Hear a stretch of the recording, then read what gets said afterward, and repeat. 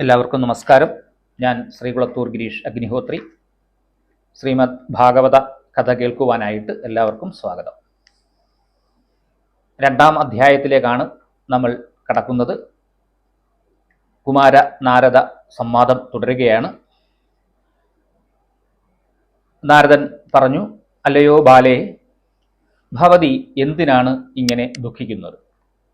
ഇതുകൊണ്ട് എന്ത് പ്രയോജനമാണുള്ളത്? ഭവതി ശ്രീകൃഷ്ണ തൃപ്പാദങ്ങളെ ധ്യാനിക്കുക.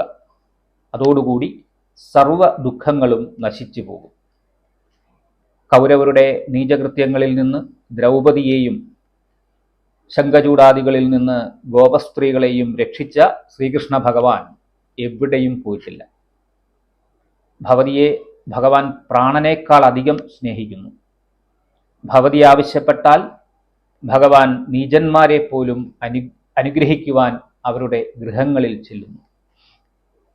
സത്യയുഗം, ത്രേതായുഗം, ദ്വാപരയുഗം എന്നിവയിൽ ജ്ഞാന വൈരാഗ്യങ്ങൾ കൊണ്ട് മാത്രമേ മുക്തി സിദ്ധിക്കുകയുള്ളൂ.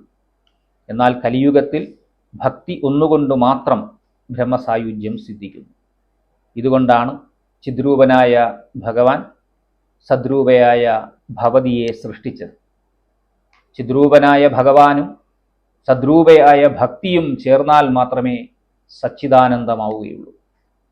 പരമാനന്ദ സ്വരൂപനും ചിത്തത്തിൻ്റെ മൂർത്തിമത്തുമായ ശ്രീകൃഷ്ണൻ ഭവതിയുടെ വല്ലഭൻ തന്നെയാണ്. ഒരിക്കൽ ഭവതി കൈകൂപ്പിക്കൊണ്ട് ഭഗവാനോട് ഞാൻ എന്തു ചെയ്യണമെന്ന് ചോദിക്കുകയുണ്ടായല്ലോ. അപ്പോൾ ഭഗവാൻ എൻ്റെ ഭക്തന്മാരെ പോഷിപ്പിക്കൂ എന്നാണ് ഭവതിയോട് നിർദ്ദേശിച്ചത്. ആ നിർദ്ദേശത്തെ ഭവതി അംഗീകരിച്ചത് കണ്ട് ഭഗവാൻ പ്രസന്നനായി മുക്തിയെ ഭവതിയുടെ ദാസിയാക്കി. മാത്രവുമല്ല, ഭവതിയുടെ പുത്രന്മാരായി ജ്ഞാനവൈരാഗ്യങ്ങളെയും നൽകി. ഭവതി സ്വരൂപം പൂണ്ട് വൈകുണ്ഠത്തിൽ വസിച്ച് ഭക്തന്മാരെ രക്ഷിക്കുന്നു.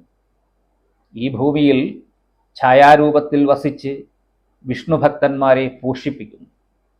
പുത്രന്മാരായ ജ്ഞാനം, വൈരാഗ്യം എന്നിവരോടും ദാസിയായ മുക്തിയോടും കൂടി ഈ ഭൂമിയിലേക്ക് വന്നു ചേർന്ന ഭവതി കൃതയുഗം, ത്രേതായുഗം, ദ്വാപരയുഗം എന്നീ യുഗങ്ങളിൽ പരമാനന്ദത്തോടെ വസിച്ചു. കലിയുഗം വന്നു ചേർന്നപ്പോൾ നാസ്തികർ മുക്തിയെ ഉപദ്രവിക്കുവാൻ തുടങ്ങി. അപ്പോൾ മുക്തി ഭവതിയുടെ നിർദ്ദേശാനുസരണം വൈകുണ്ഠത്തിലേക്ക് മടങ്ങിപ്പോയി. ഭവതിയുടെ ഇച്ഛയനുസരിച്ച് മുക്തി ഈ ലോകത്തിലേക്ക് വരികയും മടങ്ങിപ്പോവുകയും ചെയ്യുന്നു. ജ്ഞാനവൈരാഗ്യങ്ങളായ പുത്രന്മാരെ ഇവിടെ തന്നെ വസിപ്പിച്ചിരിക്കുന്നു. കലിയുഗത്തിൽ സർവ്വതും കൈവെടിഞ്ഞതുകൊണ്ട് ഭവതിയുടെ ഈ പുത്രന്മാർ വാർദ്ധക്യത്തെ പ്രാപിച്ചിരിക്കുന്നു. ഇതിനെക്കുറിച്ചോർത്ത് ഭവതി ദുഃഖിക്കേണ്ട, ഞാൻ പരിഹാരം കണ്ടെത്താം. ഹേ സുന്ദരി, കലിയുഗത്തിന് സമാനമായ മറ്റൊരു യുഗമില്ല.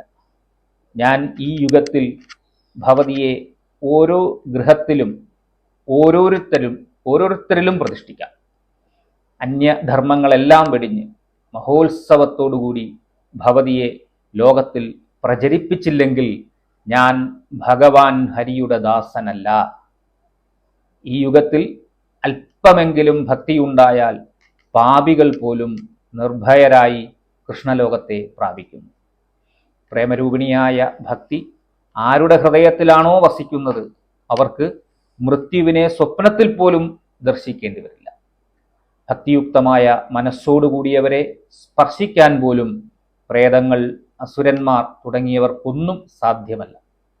തപസ്, വേദാധ്യായനം, ജ്ഞാനം, കർമ്മം മുതലായവ കൊണ്ടൊന്നും ഭക്തി കൊണ്ടെന്ന പോലെ ഭഗവത് പ്രാപ്തി സിദ്ധിക്കുകയില്ല.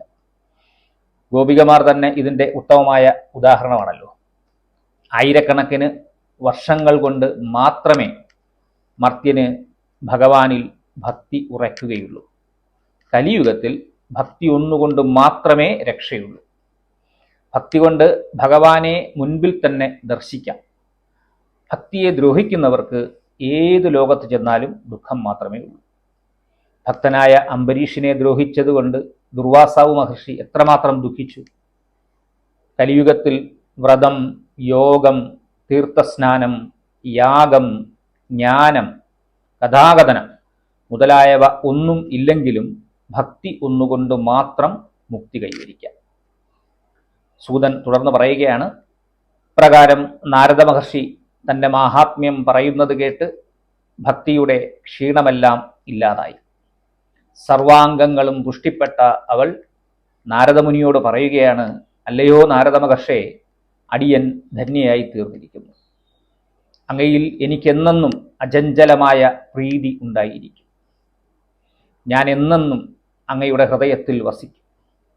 ഞാൻ ഒരിക്കലും അങ്ങയുടെ ഹൃദയത്തെ കൈവിടിയുകയില്ല. കരുണാമയനായ അങ്ങ് എന്നെ ബാധിച്ചിരിക്കുന്ന അവശതകളെയെല്ലാം നശിപ്പിച്ചിരിക്കുന്നു. അങ്ങിനി ബോധഹീനന്മാരായി കിടക്കുന്ന എൻ്റെ പുത്രന്മാരെ കൂടി ഉദ്ധരിക്കണമേ. സൂതൻ ശൗനകനോട് പറയുകയാണ്, ഭക്തിയുടെ വാക്കുകേട്ട് നാരദമുനിയുടെ മനസ്സ് അലിഞ്ഞു. അദ്ദേഹം ജ്ഞാനവൈരാഗ്യങ്ങളാകുന്ന ഭക്തിയുടെ പുത്രന്മാരെ മെല്ലെ തലോടി ഉണർത്തുവാൻ തുനിഞ്ഞു. അദ്ദേഹം അവരുടെ കാതുകളിൽ, ഹേ ജ്ഞാനമേ ഉണരൂ, ഹേ വൈരാഗ്യമേ ഉണരൂ എന്ന് ഉറക്കെ പറഞ്ഞു. വേദമന്ത്രങ്ങൾ ജപിക്കുകയും വേദാന്ത വാക്യങ്ങൾ ഉരുവിടുകയും ഗീത ചൊല്ലുകയും ചെയ്തു. പ്രകാരം പലവുരു ആവർത്തിച്ചപ്പോൾ ജ്ഞാനവൈരാഗ്യങ്ങളുടെ ബോധം ഒരുവിധം തെളിഞ്ഞു. അവർ കണ്ണുകൾ തുറന്ന് നാലുപാടും നോക്കുവാൻ തുടങ്ങി. ആലസ്യത്തോടുകൂടി കോട്ടുവായിട്ടു. അവരുടെ വായിൽ നിന്നും ഉമിനീർ ഒലിക്കുന്നുണ്ടായിരുന്നു. ശരീരമാകട്ടെ കുറ്റിയുടേതുപോലെ നരച്ച് ഉണങ്ങി അസ്ഥിതുല്യമായി തീർന്നിരുന്നു. അവർ വിശപ്പ് കൊണ്ട് വീണ്ടും ഉറങ്ങുവാൻ പോകുന്നത് കണ്ട് നാരദമുനി വ്യാകുലചിത്തനായി. ഇവരുടെ നിദ്രയും വാർദ്ധക്യവും എങ്ങനെ പരിഹരിക്കാമെന്ന് ചിന്തിച്ച് വഴി കാണാതെ മഹാമുനി നാരദൻ ഭഗവാനെ സ്മരിച്ചു. അപ്പോൾ ഒരു അശരീരി ഉണ്ടായി. അല്ലയോ മഹാമുനെ, അവിടുന്ന് ദുഃഖിക്കേണ്ട. അങ്ങയുടെ പരിശ്രമം സഫലമായിത്തീരും. ദേവർഷിയായ അങ്ങ് ഒരു സൽക്കർമ്മം ചെയ്യേണ്ടിയിരിക്കുന്നു. അതെന്താണെന്ന് സജ്ജന ശ്രേഷ്ഠന്മാർ പറഞ്ഞു തരും. ആ സൽക്കർമ്മം ചെയ്യുന്നതോടുകൂടി ഇവരുടെ നിദ്രയും വാർദ്ധക്യവും നശിക്കുകയും യൗവനം വന്നു ചേരുകയും ചെയ്യും. അതോടുകൂടി ഭക്തി എല്ലായിടത്തും വ്യാപിക്കുകയും ചെയ്യും. ഈ സ്പഷ്ടമായ അശരീരി വാക്യം കേട്ട് നാരദമുനി വിസ്മയപ്പെട്ടുപോയി. സൽക്കർമ്മം എന്താണെന്ന് അറിയില്ലല്ലോ, അത് സജ്ജനങ്ങൾ പറഞ്ഞു തരും എന്നല്ലേ പറഞ്ഞത്. അനന്തരം അദ്ദേഹം ചിന്തിച്ചു, അശരീരിയിൽ പോലും പറയാതെ രഹസ്യമായി വച്ചിരുന്ന സൽക്കർമ്മം ഏതാണ്? ആരെക്കൊണ്ടാണ് അത് സാധിക്കാൻ കഴിയുക? ആ പുണ്യാത്മാക്കൾ എവിടെയായിരിക്കും? എങ്ങനെയാണ് കാര്യം സാധിക്കുക? ഞാൻ എന്താണ് ചെയ്യേണ്ടത്? സൂതൻ കഥ തുടർന്ന് പറയുകയാണ്. ദീർഘനേരം ആലോചിച്ച ശേഷം നാരദമുനി ഭക്തിയെയും പുത്രന്മാരെയും അവിടെ ഇരുത്തി യാത്രയായി. നാനാതീർത്ഥങ്ങളിൽ ചെന്ന് ഓരോരുത്തരോടും അന്വേഷിച്ചു. ഇങ്ങനെ ഒരു പ്രശ്നമുണ്ടെന്ന് എല്ലാവർക്കും അറിയാമായിരുന്നു. പക്ഷേ അതിൻ്റെ പരിഹാരം നിർദ്ദേശിക്കാൻ അവർക്കാർക്കും സാധ്യമായിരുന്നില്ല. ചിലർ ഇതിന് ഉത്തരം കണ്ടെത്തുവാൻ സാധ്യമല്ല എന്ന് തീർത്തു പറഞ്ഞു. ചിലർ തങ്ങൾക്കറിയില്ല എന്ന് പറഞ്ഞു. വേറെ ചിലർ ചോദ്യം കേട്ട് മിണ്ടാതിരുന്നു. വേറെ ചിലരാകട്ടെ ചോദ്യം കേട്ട് ഓടാൻ തുടങ്ങി. ത്രൈലോക്യത്തിലുള്ള സർവരും അത്ഭുതത്തോടുകൂടി ഹാഹാരവും മുഴക്കി. വേദം, വേദാന്തം, ഗീത എന്നിവ കൊണ്ട് ഭക്തി, ജ്ഞാന, വൈരാഗ്യങ്ങളുടെ ഓജസ് പൂർണ്ണമായി വീണ്ടെടുക്കാൻ സാധിച്ചില്ലെങ്കിൽ ഇനി മറ്റൊന്നുകൊണ്ടും സാധിക്കുമെന്ന് കരുതേണ്ടതില്ലെന്ന് ചിലർ സ്വകാര്യമായി പറയുവാൻ തുടങ്ങി. യോഗീന്ദ്രനായ നാരദന് അറിയാത്തത് മറ്റാർക്കാണ് അറിയുവാൻ കഴിയുക? ഇതായിരുന്നു ഋഷിമാരുടെ പ്രതികരണം. ചിന്താകുലനായ നാരദമുനി ബദര്യാശ്രമത്തിൽ ചെന്ന് തപസ്സനുഷ്ഠിക്കുവാൻ തീരുമാനിച്ചു. അങ്ങനെ അദ്ദേഹം ബദര്യാശ്രമത്തിൽ എത്തിച്ചേർന്നു. അപ്പോഴേക്കും കോടിസൂര്യന്മാരുടെ പ്രഭയോടുകൂടിയ സനകാദി മുനീന്ദ്രന്മാരും അവിടെ എത്തിച്ചേർന്നു.